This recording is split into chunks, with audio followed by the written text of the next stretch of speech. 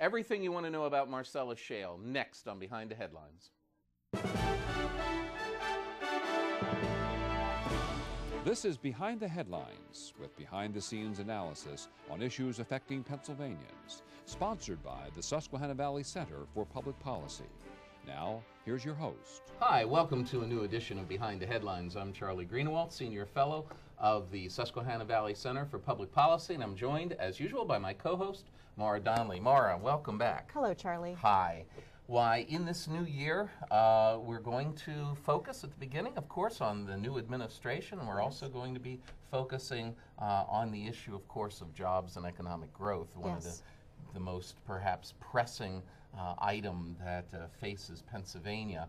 Why, in another show, we're recommending perhaps in this new parliamentary government that we have in Harrisburg that the Republicans control all the levers of power, and we talked about question period. How about the idea of a privy council?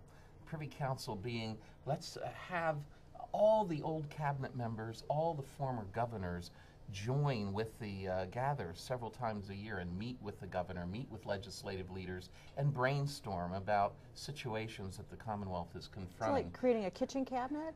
Something like that? Yeah, something like that. Okay.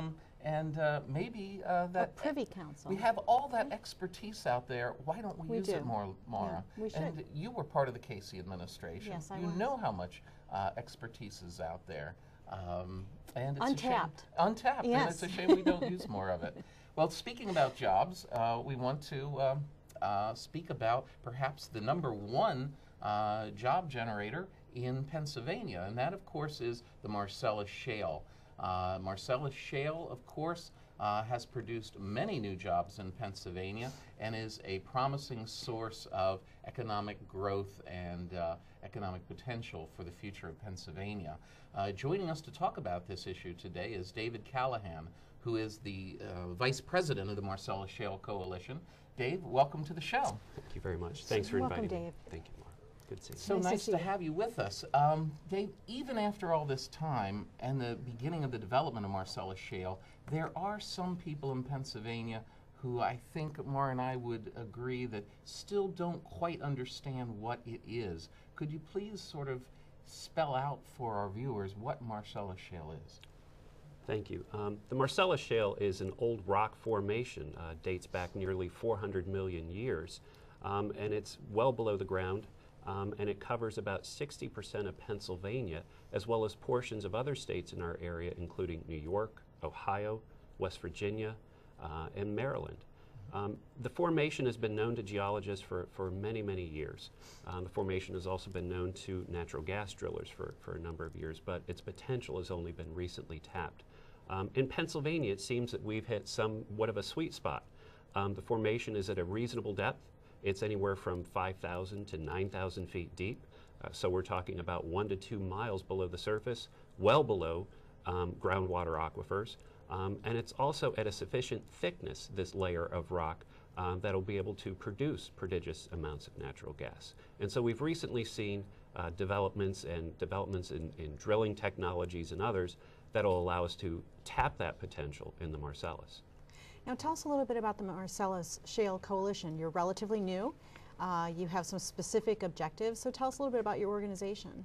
Yes, the coalition is all of 2 years old, Okay. and Very its focus is seeking the responsible development of natural gas from the Marcellus and securing all the benefits that come therewith, including the economic benefits, the environmental benefits, and everything else that we see that can benefit the Commonwealth in terms of energy security. We work closely with our state and federal and local regulators. We work with the public. We work with the media. I would say, if you want some information on the coalition, information on the Marcellus itself, we have a very robust website, marcelluscoalition.org, where you can sign up and be what we call a friend of the Marcellus, where you can get updates on information. We've got about 9,000 people who have signed up for this service who have information. Could you repeat that Sure. again? It's marcelluscoalition.org. Okay. Now I think that, as Charlie has already indicated, that it's hard to get your arms around what this is, what this means. When you say 60% of Pennsylvania has potential, has Marcellus Shale potential, That's huge. It's even possibly revolutionary in terms of energy generation in Pennsylvania. Isn't that true? It's absolutely true. We commissioned a study from some economists from Penn State, from the College of Earth and Mineral Sciences, Department of Energy and Mineral Engineering, and they've estimated that the Marcellus could be the second largest gas field in the world. Wow. And they say if things happen correctly, if things go right, Pennsylvania could be a net exporter of natural gas in its near future. And Pennsylvania, in terms of production in the world, could be second only to Texas in terms of United States production. There's tremendous potential there. We have to do it right. We have to find it, and it still has to be economical to get out of the ground. And Texas has been drilling for many years, is that correct? Absolutely, Yeah, and they've so been has taking Pennsylvania. advantage of it, yeah. We have over 350,000 oil and natural gas wells in Pennsylvania, dating back to Drake's well. Oh. Well, could you, speaking of history, could you tell us where was Marcellus Shale first discovered? When was it first drilled, and what led to the development of it in that case date?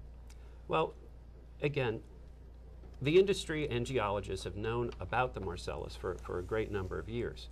However, its potential was first tapped and production was first realized from the Marcellus in 2005 out in Washington County. This came about due to the combination of two existing technologies put together, again, in a way that made sense, economic sense for the Commonwealth. Number one, horizontal drilling. I mentioned it's a layer of rock strata below the earth. Horizontal drilling allowed drillers to put several wells on a pad, spaced relatively closely, and drill down horizontally and follow along that flow of the rock layer. Another technology that was used to tap this potential is hydraulic fracturing. I know that there's been a lot said about hydraulic fracturing in the news, in blogs, you name it, but it's a practice that's been used in Pennsylvania and worldwide for over 60 years. A practice that's heavily regulated by the Commonwealth. A practice that basically uses a combination of 99.5% water and sand and some chemicals to go down into that horizontal well, fracture the rock, and release the natural gas. A lot has been said about the use of water for hydraulic fracturing. Everything that's done, whether it's the withdrawals or the wastewater that results from natural gas production, is heavily regulated. As a matter of fact, we've taken a look, or the Commonwealth has taken a look at its own program of regulating hydraulic fracturing from an independent study, and that independent study has said that the Commonwealth has about some of the strongest rules in the country. Now again, we're talking about water. Folks may be concerned about the use of water and how much water. Back last fall, we saw some reports from the Susquehanna River Basin Commission talking about the amount of water permitted for use and actually being used. At that time, they were estimating about 2 million gallons of water were being used for Marcellus development. Is that throughout the state? Throughout this, well, Okay. in that basin. In the Susquehanna Basin? Yes. Okay. That may sound like a lot, but when you look at the total daily flow of the Susquehanna Basin, we're talking about 0.0125% of the daily flow. Again, putting in perspective, and when you look at also the amount of water that's used for Marcellus production versus other energy production on a per BTU basis, it's very economical. Oh, that's great. Well, tell us a little bit about jobs. I mean, I think that's one of the biggest issues facing Pennsylvania. And we have a tremendous opportunity here with Marcellus Shale that, you know, we're looking for ways to create jobs. This is a relatively new industry here, and it's a great opportunity for Pennsylvania. It's a tremendous opportunity. It's truly, trying not to use a tired term, but it's truly a game changer for the Commonwealth. It's a game changer for regions of the Commonwealth that have suffered greatly through various economic downturns in the past. Each well requires an investment of about $4 million. Each mile of pipeline that'll deliver natural gas from that well to other pipelines requires an investment of about $1 million. Those investments trigger many, many, many other investments throughout the economy, involving many other business entities. The drilling is just a small portion of the activity. There's preparation of the well pad. There's all the supplies that go into producing a natural gas well. There's also all the local impacts ranging from the haulers that haul the equipment in and out, the haulers that haul gravel and road materials. There's a lot of economic impact involved. Again, the study that we commissioned from these Penn State economists estimated that in 2008, the development of the Marcellus was, in terms of a value-add basis, adding about $8 billion to the Pennsylvania economy. Stretching that out, $8 billion? $8 billion. Wow. Significant impact on the economy. And that goes all the way down to, you know, restaurants in the local areas where they're feeding, you know, the workers, and you know, everyone's spending more money because they're making more money. Businesses large and small, and it also goes to the landowners themselves. The landowners themselves, the mineral rights owners who may be developing their land and their resources. One of my friends, in fact, had purchased some land in northern Pennsylvania just for retirement purposes, and lo and behold, one day he received some visitors, and he was told that he had some Marcellus Shale deposits, some gas deposits on his land, and he realized an economic windfall from that particular purchase. And he is like many northern Pennsylvanians, I believe, in that respect. What about the pipeline that's used, Dave? Is the pipeline American-made? That's primarily used? There's certainly a large amount of U.S. steel being used in drilling operations. Absolutely. There are a number of American and Pennsylvania companies that are benefiting greatly from this. And I would say, getting back to that friend of yours up in northern Pennsylvania, that investment is triggering a lot of increased state and local tax revenue as well. Again, this Penn State study estimated that in 2010, the development of the Marcellus was triggering an increase in state and local tax revenues of about $800 million. Wow. Significant amount of money. You already mentioned that you know, you've got trucks and truck drivers and road work going on, and that seems to be one of the biggest issues facing the local townships that are dealing with the truck travel coming in. What are the drillers doing to work with the townships and work with the local communities to make sure that the roads aren't so dramatically impacted? Sure. Well, our industry is working rather closely not only with local municipalities but with the Commonwealth itself on state roads, on roads that have been posted, to ensure that any damage is taken care of, damages are repaired. But more so than that, the industry is taking steps to improve the roads themselves, to handle the truck traffic. In many instances, these roads are being improved to a better condition than when we found them. Conservative estimate by our coalition is that our companies themselves are spending upwards of $200 million on road work, dollars that the Commonwealth and the municipalities are not spending. Have you been working with the new incoming administration yet in terms of what plans, economic development plans they have, and your long-term development plans? What discussions have you had with them so far? We've certainly had some discussions with the various transition teams, and we look forward to working with the new administration, just as we worked with the prior administration, to further promote the development of this great potential. A lot is riding on the public policy atmosphere here in Harrisburg and the business climate that ensues therefrom. The Marcellus is one shale play among many in the United States. There are a number of others that are equally attractive. Right now, Pennsylvania seems to be in a good position with that. But capital, as we all know, can flow from one place to another. And changes to the business climate here in Pennsylvania, changes to the regulatory climate, changes to, you name it, can impact the flow of that capital. We want to work with the new administration, again, just as we worked with the old administration, and work with the new General Assembly to ensure that we have an environment here in Pennsylvania that is conducive to that capital continuing to flow to Pennsylvania, so that Pennsylvanians, in terms of jobs, revenues, you name it, continue to benefit from the development of this great resource. Okay. Well, Dave, Mara and I and Susquehanna Valley Center would all like to thank you very much for sharing your information and your expertise with our viewers today. I think it was very informative, and we look to having you come back as the northern region is developed and as Pennsylvania becomes more energy self-sufficient. We thank you for being with us today. Thank you very much. Okay. Thank you.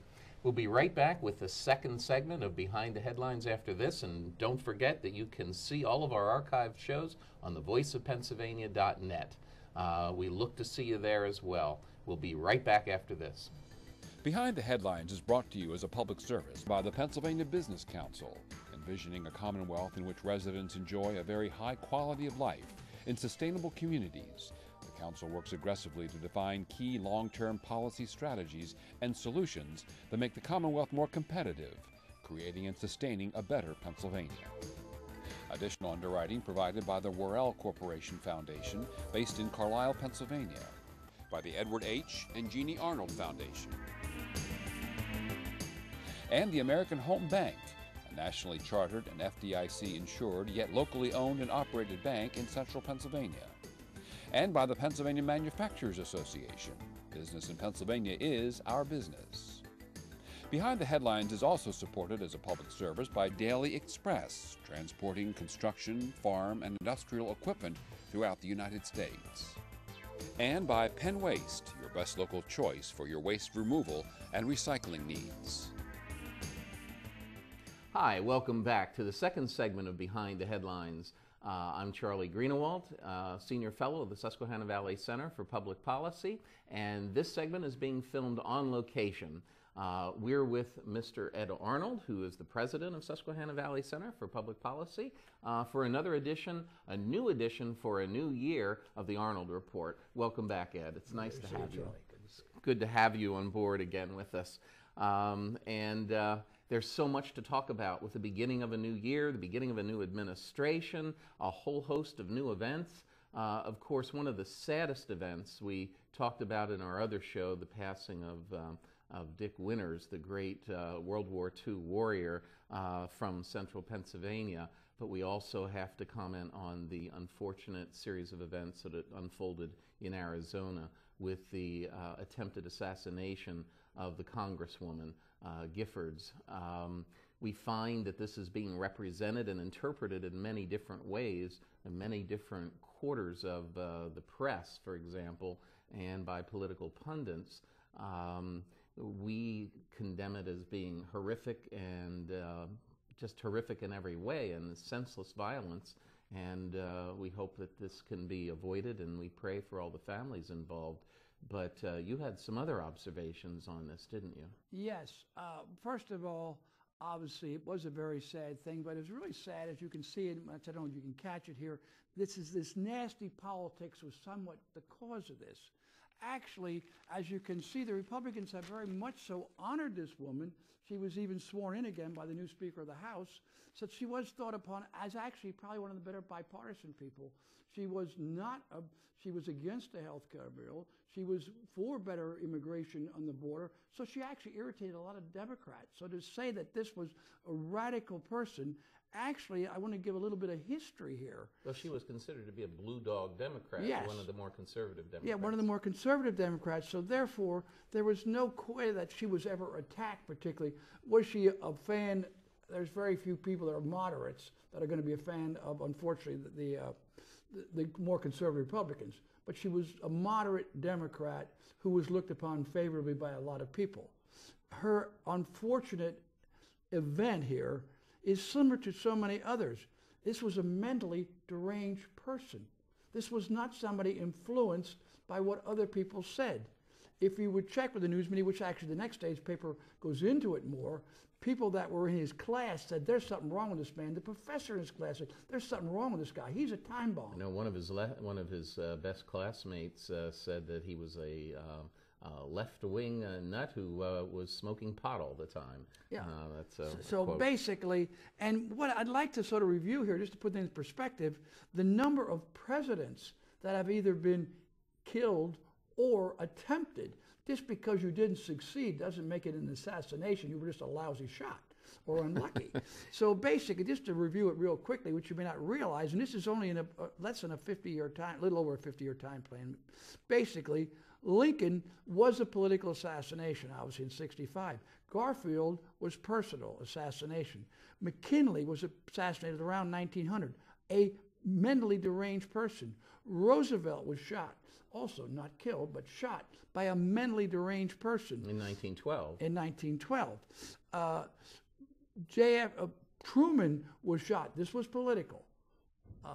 They shot at him. And obviously, then JFK was also possibly political. We never figured out who exactly was behind it. Yeah, and was Castro behind that? To this day, we're not We don't certain. really know. Then you have Reagan, which is a mentally deranged person, and Ford was a mentally deranged person. So therefore, really, when you come down to it, we called them what they were. They were mentally deranged. Why all of a sudden now is this is somehow somebody influenced by people saying nasty things about a very inefficient government? This is really what I would call sad journalism. That's the only you can put it at it. That it's amazing how our journalists, when they made a movie about why we should assassinate Bush, that was okay. When we had a Muslim extremist machine gun a bunch of military people at Fort Hood, somehow that was just played down. He wasn't really an extremist, I guess. I don't know. When the Muslim person, again, originally they claimed this was probably some right-wing conspiracy in New York City with the bomb on Times Square, again, which was shown to be, again, a Muslim extremist. But they somehow get lost. If it's an extremist on the Muslim side or the left side, it's okay. The interesting thing, of course, about the New York bomb is that Mayor Bloomberg was very quick to speculate that this was some Tea Party advocate, and of course it turned out to be nothing of the sort. That it is very poor that our press wants to make everything political. They claim Washington is so political. Our press, unfortunately, is very political, since they always try to twist the news rather than reporting the facts. I think this is part, perhaps, Ed, too, of the attempt on the part of many to return the fairness doctrine, so that any radio station that plays Rush Limbaugh or Sean Hannity or Glenn Beck, they'll have to have an equal amount of time for left-wing or leftist radio as well, of which there is none that's successful. So it's interesting. But of course, you're back to, again, is CBS a leftist program? To my opinion, they are. That's right. They twist the truth very badly. Obviously, Dan Rather was finally caught and fired because he was so bad. But the fact is that all of our mainline press, except Fox, tends to be extremely, which this story proved. All the press, even a moderate paper like USA Today, came out and said, picked up because that's what the press was saying. And the fairness doctrine only extends to radio, which is interesting. I think if you extend it to radio, you should extend it to television as well, and then you'd find that things would change dramatically. But well, we're also at the point in this new year when Governor Rendell is left office, and we have Governor-elect Corbett assuming office. As we look back over the last 8 years, you have been one of the leading business people in the Commonwealth of Pennsylvania, and you have been here to watch the Rendell administration unfold. What do you consider to be the legacy of the Rendell administration? Unfortunately, his legacy, I have to say, is very negative. From a standpoint of business, Pennsylvania, if it isn't the worst business climate state in the country, it is definitely in the top quartile of being extremely unattractive from a tax standpoint, from a regulation standpoint, and Rendell has done nothing to change that. He has continued to theoretically put a little money here, a little money there, but the absolutely substance of operating business in Pennsylvania continues to be, he didn't create it, he just hasn't improved it. Mm-hmm. Now, some of the areas that he has done legislation indirectly, whether he was a total advocate, in which in the first one he was gambling. And he got, obviously, if anybody looked at it, and you might want to get it because I'm sure it's on the web or something, streaming, is his interview with 60 Minutes. With Leslie Stahl. Correct. I'm sure that's available perhaps on YouTube or on CBS websites. That he really lost control and called her an idiot because she and didn't. A simpleton because she didn't agree with his gambling is good. Gambling is not good. Gambling has a tremendous cost. Yes, it raised some tax revenue for Pennsylvania. It also increased gambling addiction threefold based upon the hotlines of the calls they get. So to say it doesn't have a negative effect, it does. So if we were going to use that money that they raised to help the gambling addicted people, I'm not sure what the net benefit to the state would be. Obviously, we're not using the money for that purpose. We're using it to try to balance his budget. And he and his administration have consistently, along with the supporters of gambling, have consistently ignored many studies that have shown over and over again that for every dollar of gambling realized, the state is going to end up spending $4 to deal with all the social dysfunction and chaos caused by gambling addictions, for example. Well, the other part of it, which he didn't want to address, which she mentioned, was you have sort of a zero-sum game. People have so much money to spend. If they spend it at the track, or gambling at the casino, well, most of our tracks, at the casino, that's money they don't have to spend maybe at the theater, maybe at another sporting event, whatever other areas. If a person spends it in A, they don't have it for B. So this is not, there's more money in Pennsylvania, no. We're taking it away from one area and putting it into another. So we're not, yes, some of the money that was going to Atlantic City, but that was probably 1/3 of the money that's now being sucked out of Pennsylvania. So basically the idea that this is good for Pennsylvania, which other states are following, that doesn't make it a good idea. That means other governors are just as much hypocrites that this is hurting the state, and therefore, but it brings money in, so it doesn't matter. The next area, which again was an unbelievable in this way, other states are not following, is Pennsylvania for a year had a helmet law. For motorcycles. We repealed it. And guess what? There's more severe injuries now. And more deaths. And more deaths. Surprise. How could we keep wanting to pass laws for kids on bicycles and for mopeds and for this and for that, but somehow the most dangerous vehicle, the motorcycle, we don't think it's nice, it's inconvenient.